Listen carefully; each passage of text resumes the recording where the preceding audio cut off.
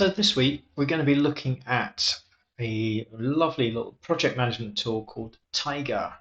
Not the stripy tiger. Taiga, I think, it's a type of plant. It's spelled Taiga, Taiga.io. And we're going to dig into what this offers. Just so you know, it's for agile projects mainly. If you're running a waterfall project, then I would be looking at a different platform for running that. But Taiga, I think, is a really good solution for agile projects. Let's take a look.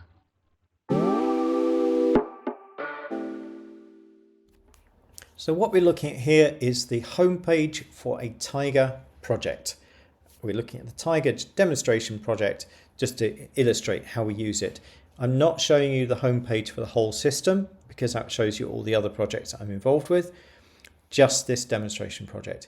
Now, this is set up at the moment just with the Scrum module. And you can see here I've got a backlog and I've got 2 sprints ready to go. Taiga is designed for agile project management. If you're doing a waterfall-based project, then and needing Gantt charts and things like that, then Taiga is not the way to go. If you're doing Scrum or Kanban, Taiga is definitely an option. It's certainly one to be looking at. But let's have a look at the Scrum setting. You can see the burn down chart. Lovely to see it built in here. It's one of the best management tools I've used. We've started off, we've assigned 500 points to this project. By the end of the 5th sprint, that should go down to 0, and you can see how we're using up the points. Again, if you don't know what story points are, look them up. So in our backlog, we've got a couple of user stories that are waiting to be dealt with. Within our sprints, we've got some user stories that have been set up. We've got some that are done. This setup development environment is done. But let's go into the sprint and see what we've got. So this is very similar to a Kanban board. We've got the user story on the left, and within the user story, we've got a number of tasks. So let's say under Gather Project Team, we might also have a task for Run Kickoff Meeting. I think I've got a user story for that as well, but no, never mind. Here I can add tags, I can add some text if I want to, I can add attachments and so on. There we go. There's our new task. It's not been assigned to anyone.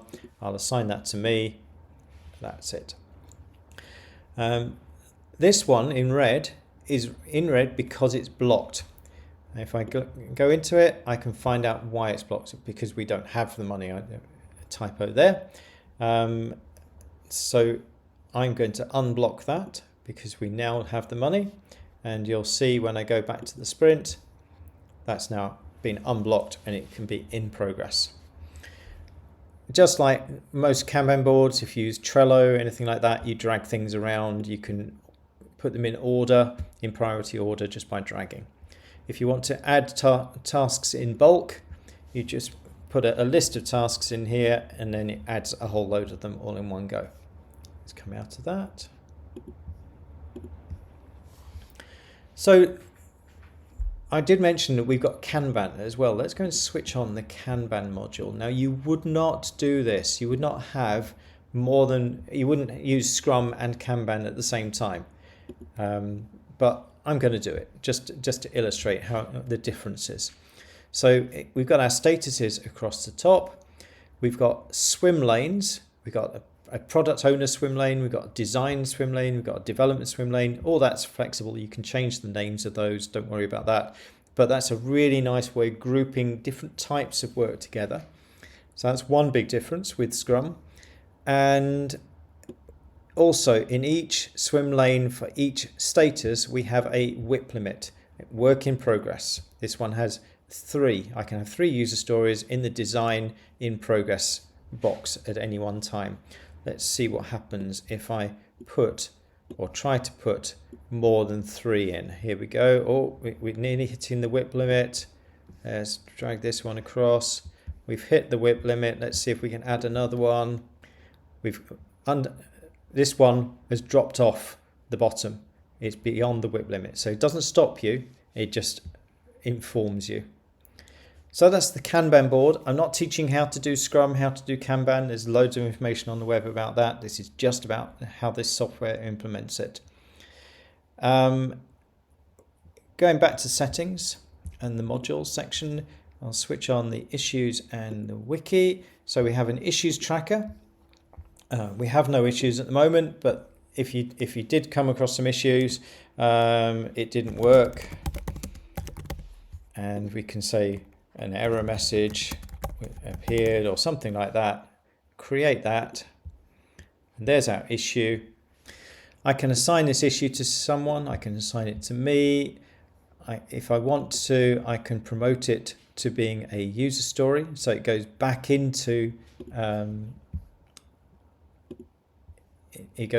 the backlog. Let's just check it where it's gone. There we go. It didn't work. It's now in the backlog. So it means that we can deal with stuff in a timely fashion. We also have a wiki. If you've used Jira and Confluence, I'm sure you're starting to see some similarities.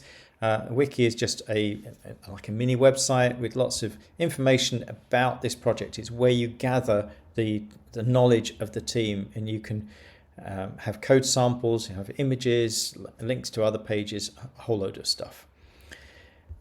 Just going to the settings.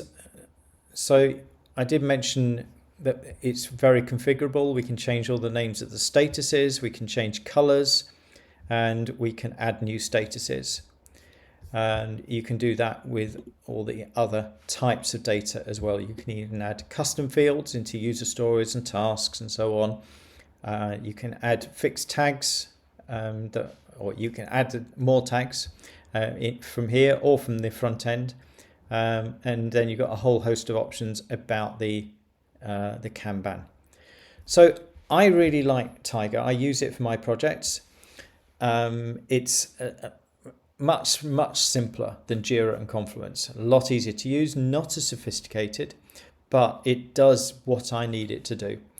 The only thing it doesn't do really is the two things. One is it can't handle the waterfall type projects. If someone wanted a Gantt chart, you would not go here. And it doesn't really do the reporting that you would hope to get from a Kanban methodology, which is about giving the rate of flow of tasks through the system. But I can live with that. It's not such an issue for me. It might be if you're really heavily into using Kanban and doing it properly. Anyway, I'll leave it there. Hope you've enjoyed that. If you've got any comments, any questions, please use the comments box below. Thank you. See you again next time.